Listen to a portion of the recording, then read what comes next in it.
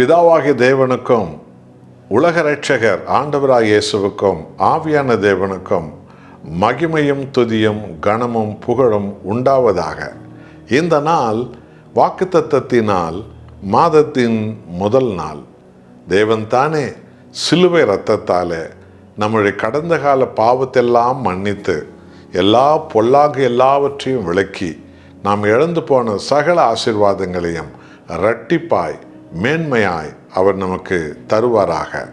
அப்போஸ்தலர் 3:26 அவர் உங்கள் எல்லாரையும் உங்களுடைய பொல்லாங்குகளிலிருந்து விலக்கி உங்களை ஆசீர்வதிக்கும்படி தேவன் தம்முடைய பிள்ளையாகிய இயேசுவை எழுப்பி முதலாவது உங்களிடத்திற்கே அனுப்பினார் என்று சொல்லி விசுவாசிகளை பார்த்து அப்போஸ்தலர்கள் அந்த நாளிலே ஆசீர்வாதமாய் போதித்த ஒரு வசனம்.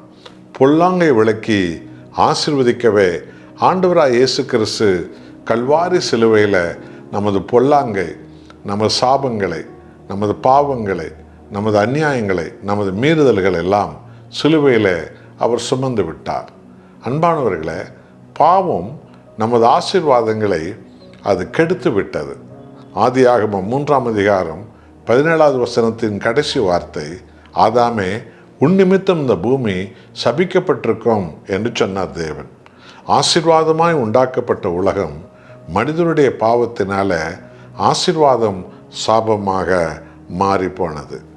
ஆனால் நம்மேல் வைத்த நித்திய அன்பு உலக இரட்சகர் ஆண்டவராக இயேசு கிறிஸ்து ஏதோ நம்மை போல் மனித உடல் எடுத்து இந்த உலகத்துக்கு வந்து மனித குலத்தின் பாவத்தையும் சாபத்தையும் பாடுகளையும் பலவீன நோய்களையும் சாவையும் அவர் சிலுவையில் ஏற்றுக்கொண்டு விட்டார். ஆமென். அன்பானவர்களே, எரேமியா 5:25 சொல்கிறது, உங்கள் அக்கிரமங்களை, உங்கள் பாவங்களை தேவன் உங்களுக்கு கொடுக்கிற ஆசீர்வாதங்கள் உங்களிடத்தில் வராதபடி தடுக்கிறது என்று பைபிள் போதிக்கிறது. பார்த்தீர்களா?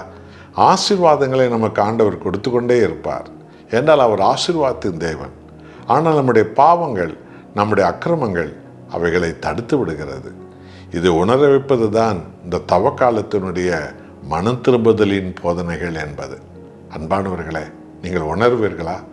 ஆகவே இரக்கமுள்ள தேவன் என்ன செய்தார்?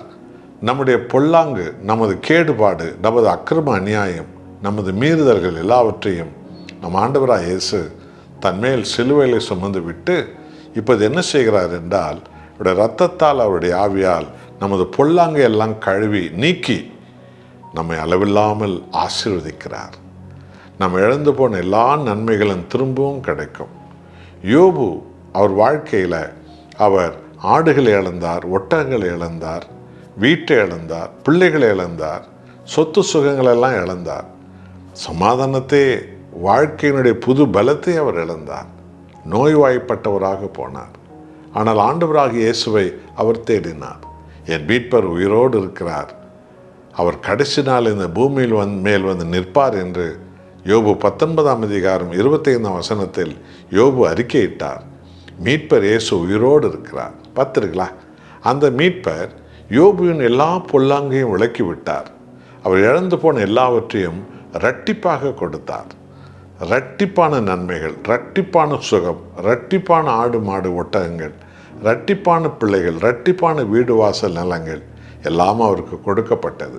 என் அன்பானவர்களே, உலகத்தின் பாவங்களை கல்வாரி சிலுவையில் சுமந்து விட்ட ஆண்டவர் இயேசு கிறிஸ்து அவரிடத்தில் மெய்யாய் மனம் திரும்பி வரக்கூடிய பிள்ளைகளுடைய வாழ்க்கையில் எல்லா பாவ பொல்லாங்க எல்லாம் அவர் நீக்கி கழுவி சுத்திகரித்து நம்முடைய வாழ்க்கையில் எல்லாவற்றையும் இரட்டிப்பான ஆசீர்வாதம், இரட்டிப்பான சுகம், இரட்டிப்பான ரட்சிப்பு, இரட்டிப்பான எதிர்கால திட்டங்கள், இரட்டிப்பான தடைகள் நீக்கி ஒரு புதிய வாசல்களை பிள்ளைகளுக்கும் அவருடைய திட்டங்களுக்கும் கொடுத்து உயர்த்துகிறார். இந்த வாக்குத்தத்தமான இந்த நாளில் இதோ சிலுவையில் நாம் இழந்து போன எல்லாவற்றையும் இயேசு கிறிஸ்து சிலுவையில் நமக்கு மீட்டு கொடுக்கிறார். பாவம் கழித்தலின் சின்னம், ஆனால் இயேசு நடுவில் வந்து கூட்டலின் சின்னமாக மாறிவிட்டார். இப்பொழுது இழந்ததெல்லாம் சிலுவை வழியாக பிதாவிடத்தில் இயேசுவின் நாமத்தில் நாம் பெற்றுக்கொள்கிறோம். இந்த நாள், இந்த மாதத்தின் முதல் நாள், சிலுவை இரத்தத்தால் ஆண்டவராக இயேசுவின் சமூகத்தில் நீங்கள் இழந்த அத்தனை நன்மைகளையும், ரட்சிப்பையும், உடல் சுகத்தையும், சமாதானத்தையும், ஆசீர்வாதத்தையும், மீட்பையும், பொருளாதார சகல பலன்களையும் இயேசுவின் நாமத்தில் நீங்கள் பெற்றுக்கொள்வீர்கள். நம்மை அர்ப்பணிப்போமா? என் பொல்லாங்கையெல்லாம் நீக்கி என்னை ஆசீர்வதிங்க அப்பா இயேசுவின் நாமத்தில் என்று சொல்லி நாம் உரிமையோடு நாம் ஜெபம் செய்வோம். அன்புள்ள ஆண்டவரே, மனித குலத்தின் பொல்லாங்கை சிலுவையில் ஏற்றுக்கொண்டவரே, எங்கள் ஒவ்வொருடைய பொல்லாங்கையும் அநியாய அக்கிரமங்களை சிலுவையில் சுமந்தவரே, எங்களை கழுவுகிறவரே, எங்களுக்குரிய ஆவிக்குரிய ஆசீர்வாதம், உடல் சுக ஆசீர்வாதம், பொருளாதார ஆசீர்வாதம், நாங்கள் கைட்டு செய்யும் பணியின் ஆசீர்வாதங்கள், எங்கள் ஊழியத்தின் ஆசீர்வாதங்கள், எங்களுடைய ஆண்டவரை சுகபலத்தின் ஆசீர்வாதங்களை, பரலோகத்தின் சகல ஆசீர்வாதங்களையும் நீர் பொல்லாங்கை விளக்கி எங்களை ஆசீர்வதிக்கிறீர். என்னோடு ஜெபிக்கிற உமது பிள்ளைகளுக்கு சிலுவையிலே நீர் பெற்ற அந்த நித்திய ஆசீர்வாதம் உம்முடைய பிள்ளைகள் மேல் இறங்குவதாக. எதிரிகள் வெட்கப்பட்டு போகும்படி உம்முடைய பிள்ளைகளை உயர்த்துங்கப்பா. இயேசுவின் நாமத்தில் பிதாவே, ஆமென்.